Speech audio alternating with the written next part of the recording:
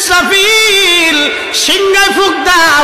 আল্লাহর এই ফেরেশতা সিংহা হাতে নিয়ে মুখের কাছে নিয়ে আল্লাহর আরশে মুআল্লার দিকে তাকায় থাকে।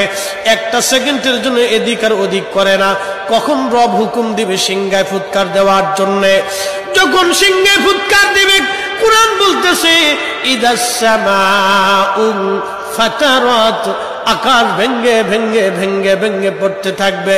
ওয়া ইদাল কাওয়াকিবু তাসারাত, সমগ্র নক্ষত্রগুলি ভেঙ্গে ভেঙ্গে ভেঙ্গে ভেঙ্গে পড়তে থাকবে।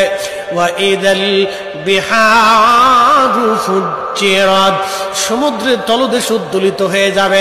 সমগ্র পানিগুলি পৃথিবীর উপরে আছাড় মারবে, আর ধুয়ে পাইলে সব পৃথিবীবাসীকে নিয়ে যাওয়া হবে। ওয়া ইদাল কুবুরু বুসিরাত, কবরের ভিতরে যাহা আছে সব আমার মালিক আমার রব বের করে দিবে। কবর থেকে মানুষ বের হইয়া সেই দিন হাসরের ময়দানের দিকে দৌড়াইতে থাকবে, সবাই উলঙ্গ থাকবে।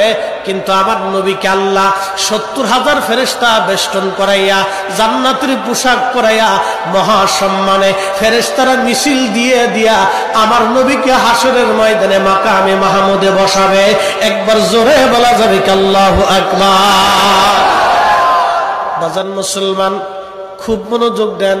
হযরত ইউনূস আলাইহিস সালামের কথা বলছিলাম। মাছের পেটের ভিতরে ইউনূস, চিন্তা করলেন মরে গেলাম না বেঁচে আছি, লাড়াচাড়া দিয়ে দেখলেন না বেঁচে আছি। দাঁড়ায় গেলেন খোদার পয়গম্বর, দাঁড়ায় যাইয়া সেজদার মধ্যে পড়ে গেলেন। মাছের পেটের মধ্যে সেজদার মধ্যে পড়ে বলতেছে লা ইলাহা ইল্লা আনতা সুবহানাকা।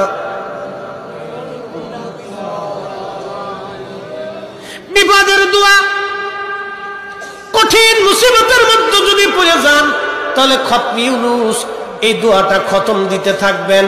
আল্লাহ যখন ইউনূস আলাইহিস সালাম এই জিকির শুরু করলেন, ইউনূসের এই জিকির আর ওই মাছের পেটের মধ্যে রইল না, এই জিকিরটা চলে গেল আরশে মুআল্লাতে। সুবহানাল্লাহ বলা যাবে। আরশে মুআল্লার পাশে এই জিকিরগুলি চারপাশ দিয়ে ঘুরতেছে। আরশে মুআল্লা ধরে রাখছেন ৪ জন ফেরেশতা কাঁধে করে। এই ৪ জন ফেরেশতা আল্লাহকে ডাক দেবে, বলে রব আপনার বান্দা ইউনূস তিনি জীবনে ভালো অবস্থায় থাকার সময় আপনার জিকির করেছে, আজকে সে মাছের পেটের ভিতরে পড়ে গভীর সমুদ্রের মধ্যে আপনার জিকির করতেছে। আল্লাহ ইউনূসের জিকিরের আওয়াজ আরশে মুআল্লার চারপাশ দিয়ে ঘুরতেছে। আল্লাহ আপনি আপনার ইউনূসকে মাফ করে দেন।